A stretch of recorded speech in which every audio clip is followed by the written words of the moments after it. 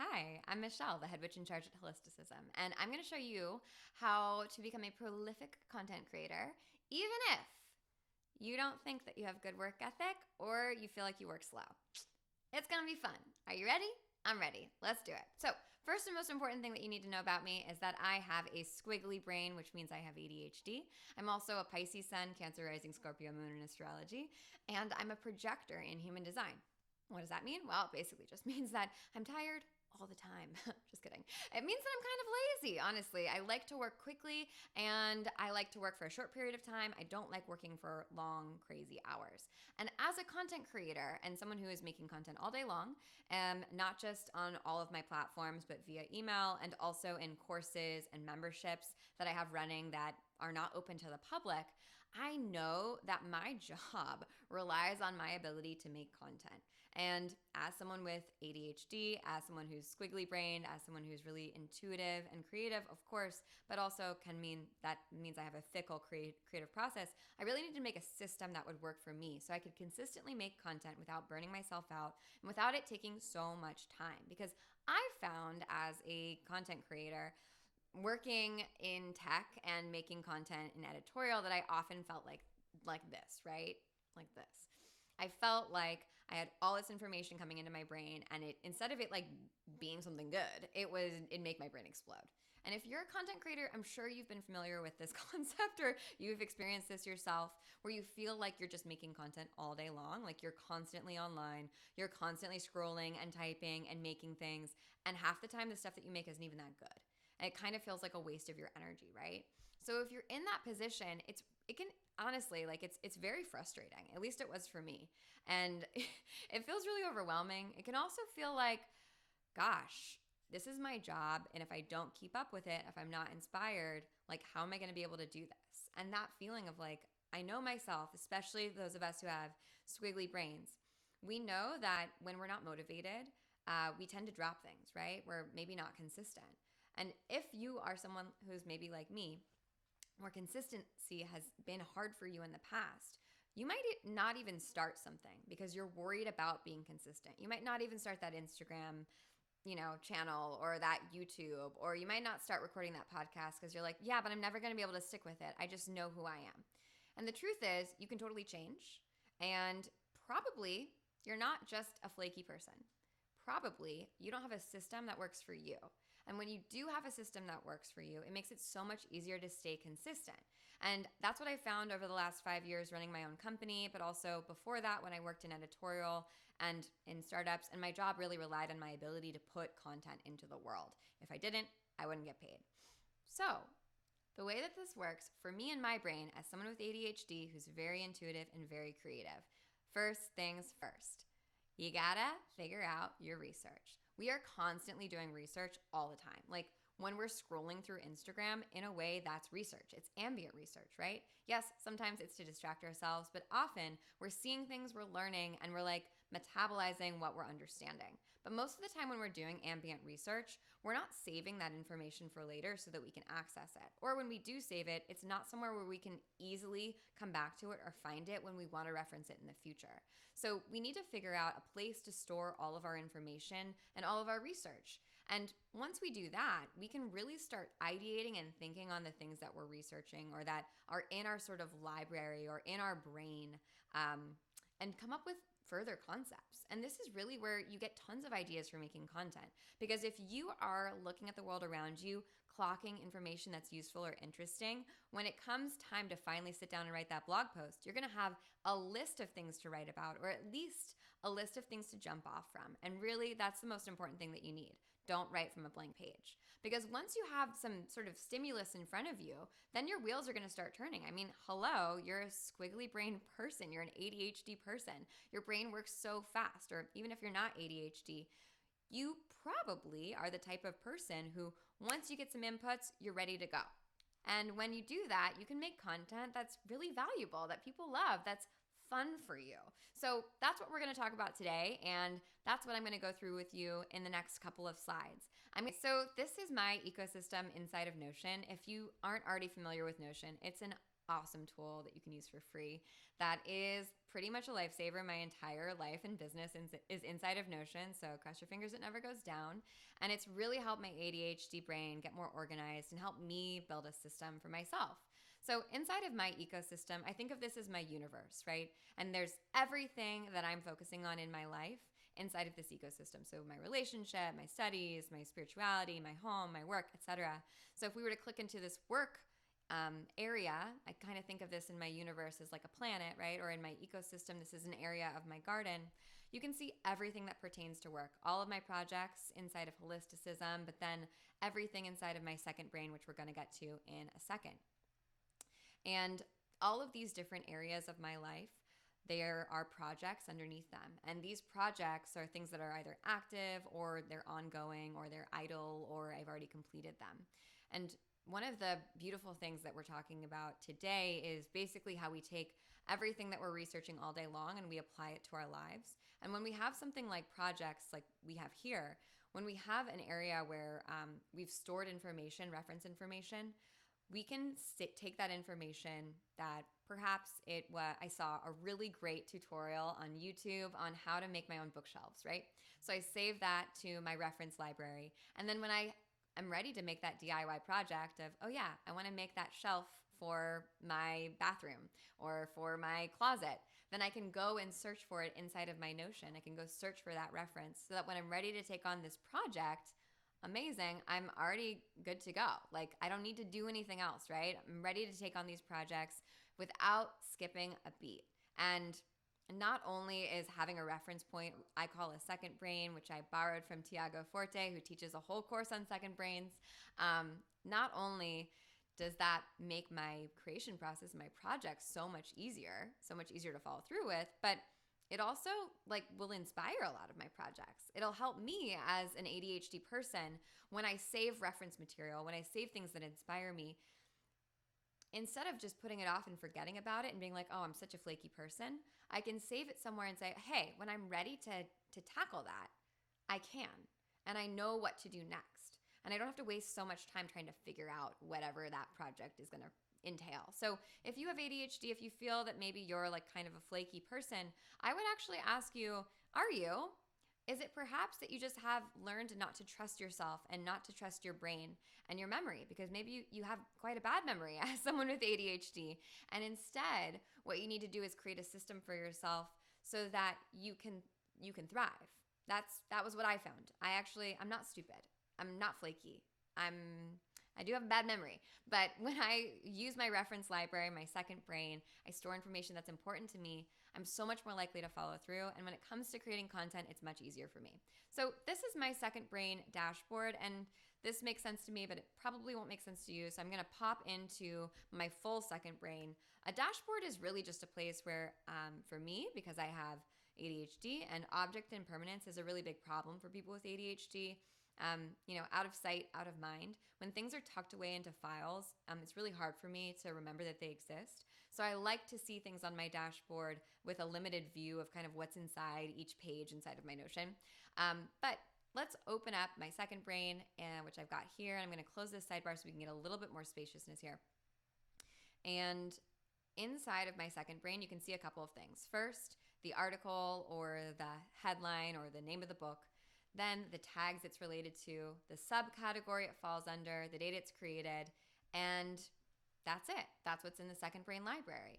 Now, this is a specific look inside of my second brain, and you can see actually that I haven't tagged a bunch of these articles because I haven't reviewed them yet.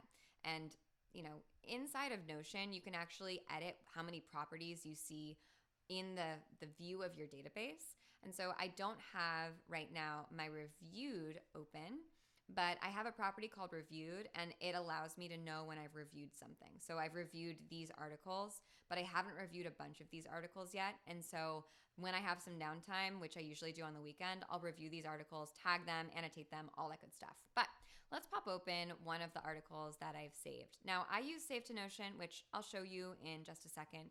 It's awesome. In fact, maybe I'll just make a video about it, a really short video, but it's a Chrome extension that allows you to save any web page directly to your Notion and directly to a database inside your Notion. So what we're looking at here is a database, right? And we've got some related databases inside of this database. So this is a great example if you're sort of curious how databases work and linked databases work. This is a good example of relations and of roll-ups. So once I've got my article open, it's been saved here because I saved it using Save to Notion, but I could also just open up a new tab and write what the name of this article was, how to stop your job, etc., etc. And then I could manually add this stuff if I wanted to. And then I would I've made some templates in here so I know where the content comes from if I manually add it. So I'm going to add, okay, this came from a website. So if I wanted to add all this other info, I totally could, but I'm not going to do that right now today. And you can see that I added this on October 1st. And I tagged it. So these are the tags inside of my Notion that this pertains to. So kind of like what areas does this fall under? And then what are the subcategories that I think pertain to this article in particular? So I've got being a better person, being an artist, entrepreneur's mindset, human nature, capitalism critical.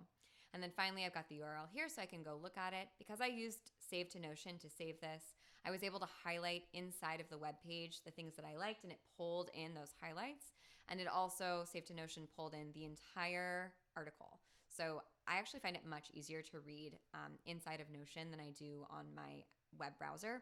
I really enjoy this part of using Save to Notion and using my second brain. Most of the articles that I stumble across on a day-to-day basis, I'm going to just save them to either my inbox or to my second brain, and I'm going to read them there. All right.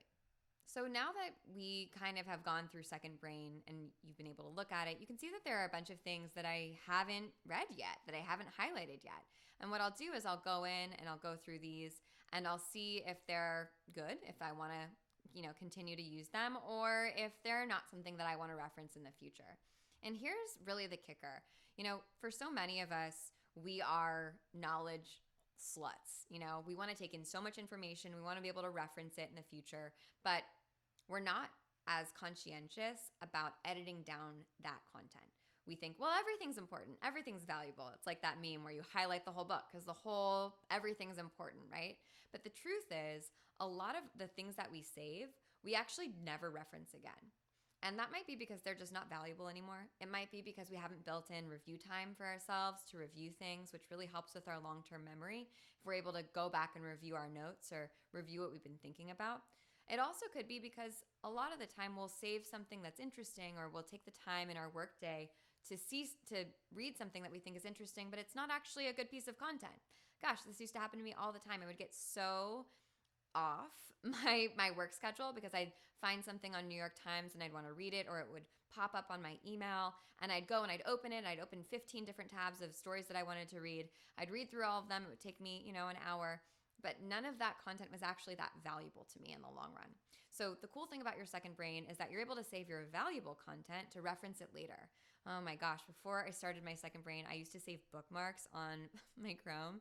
It was horrible. It was a horrible experience, but one thing that I do want to show you is tags, and the concept of tags inside of something like a second brain I think is really important, or just inside of a Notion in general. So I've got a couple different tag situations that I'm working with. Let me make myself a little bit smaller so you can see. And there we go. Voila. We've got our tags. So my main tags are the tags that are sort of the umbrella concepts inside of Notion. You can see that not only are these connected to my second brain and to my reading library, which is my ReadWise library, but they're also connected to my areas of my ecosystem and the projects that I'm working on. And this is valuable because when I open up this work tag, I want to see everything that pertains to work. So I have so many projects that pertain to work that they're just nestled under this particular, because work and work are the same in my areas and my tags. It'd be a bit redundant to add all my projects here, but I want to see okay, what other subcategories are there? What articles have I read that are interesting? What in my library do I think is, really pertains to work and doing work that I want to tag for later? That's really helpful for me to see from a high level perspective everything around a concept. And then I've got my subcategories. So these subcategories were really inspired by a video I saw on Luhmann's Slipbox. Luhmann's Slipbox is sort of an old school, there are many ways of note taking, right? And creating your own reference library. As a witch making a grimoire, that's a reference library. It's very similar to a second brain, but with your spells. And Luhmann's Slipbox is also a very, very common and sort of like old way to store ideas and connect disparate ideas together. In fact, Joan Rivers, the comedian, actually used a form of Luhmann's Slipbox. She would write down all of her jokes and then on note cards, and then she would put them in note card bins. By the end of her life, she had an entire library of note cards drawers of note cards that just filled the walls of her house. And when she would go and need a joke about hairspray, she would go under H, look up all the hairspray jokes, she'd pull them out, and she would figure out which one was best. She'd edit them. That's exactly what we're doing here, right? We're editing our concepts and thoughts in real time.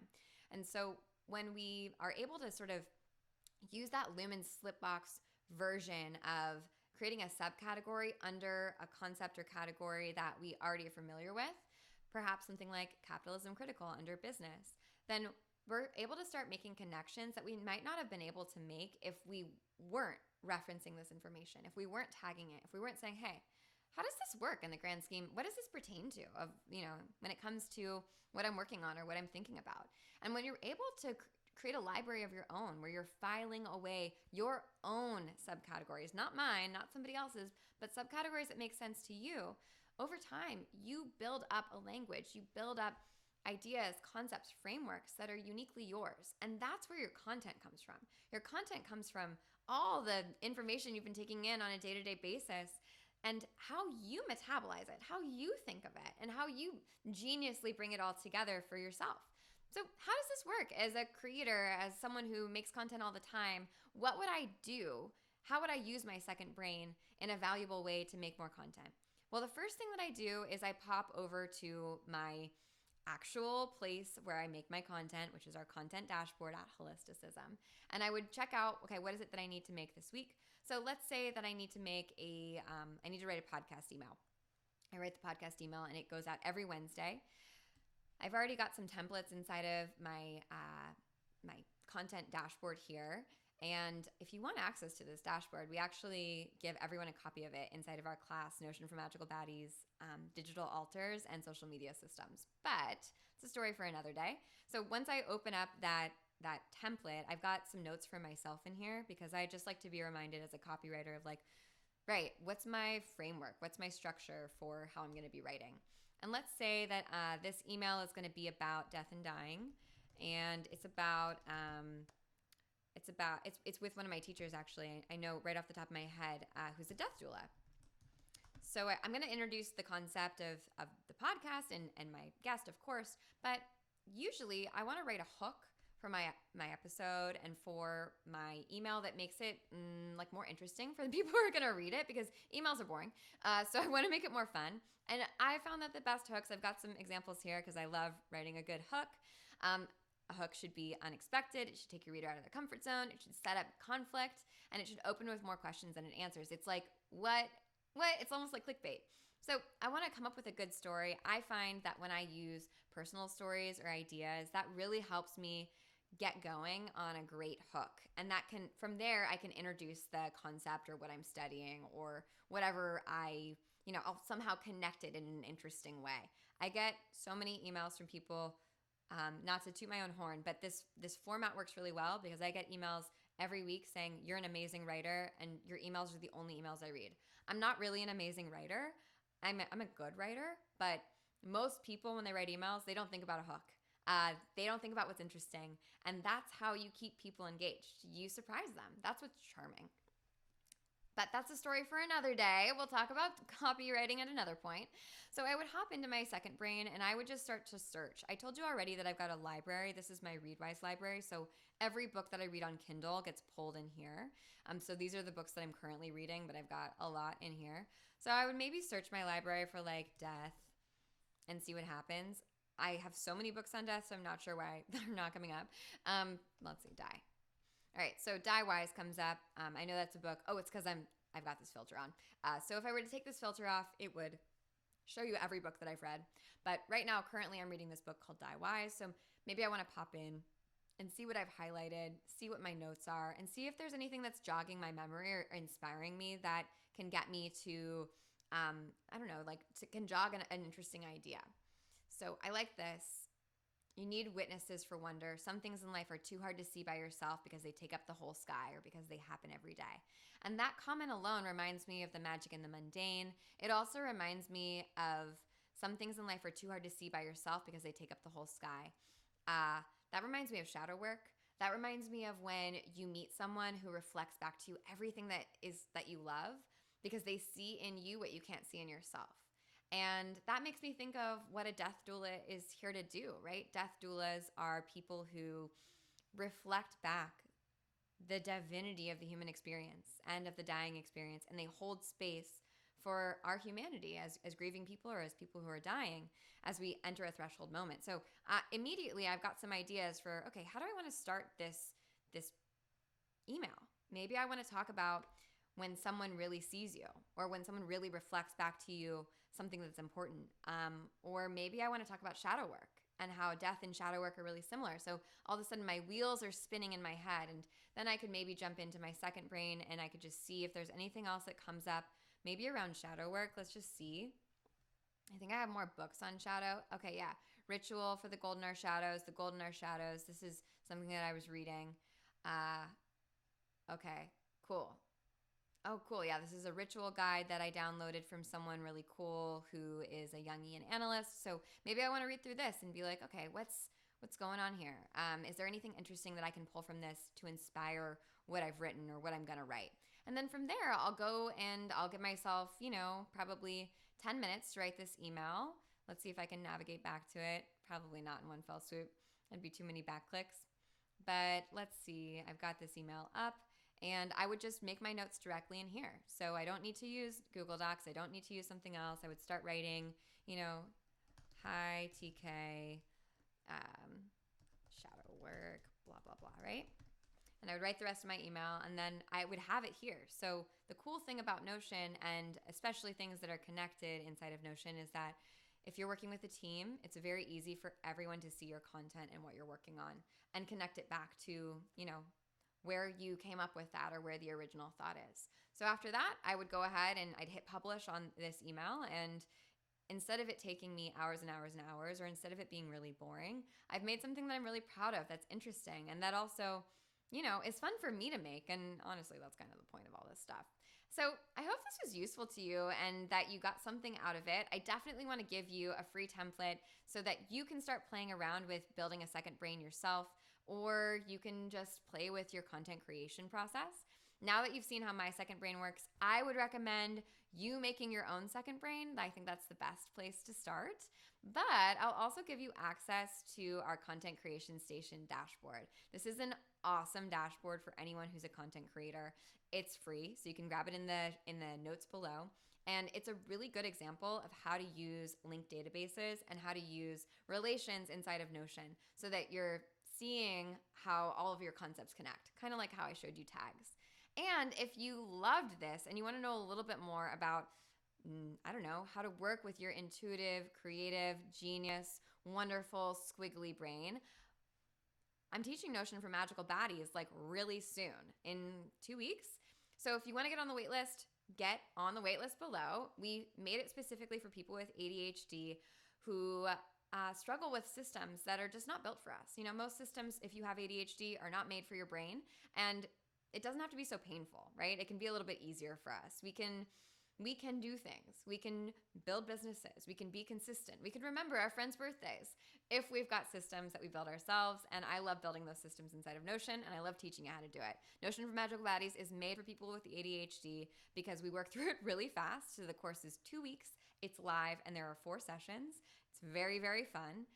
And we love to help you succeed by introducing things like accountability. So we've got our live classes. You got to come to the live class. I'll send you the replay, but the live really helps it stick in your brain.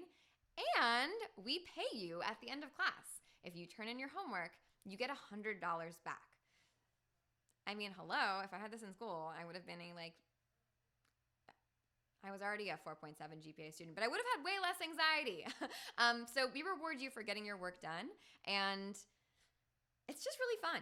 If you want to set yourself up for success, you want to learn a little bit more about your squiggly brain, I can't recommend enough signing up for Notion for Magical Baddies. It is something that you can use not just in your personal life, not just in your work, but everywhere you go. And it's a really fun course. It's really, really fun.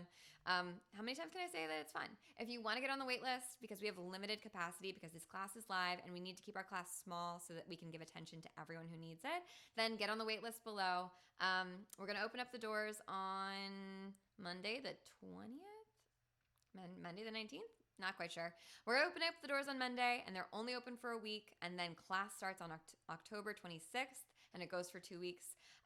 It's going to be the best. I can't wait, and this is the last time we're running this course in 2021. So if you want to get it in before 2022, before the new year, it's a good time, you know?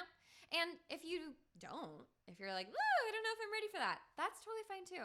Keep playing around with Notion and start asking yourself, where are the areas in my life that I'm noticing a buildup, where I'm noticing clutter or I'm noticing piles, whether they're metaphorical or literal piles of clothes, of information, of tasks, of to-dos?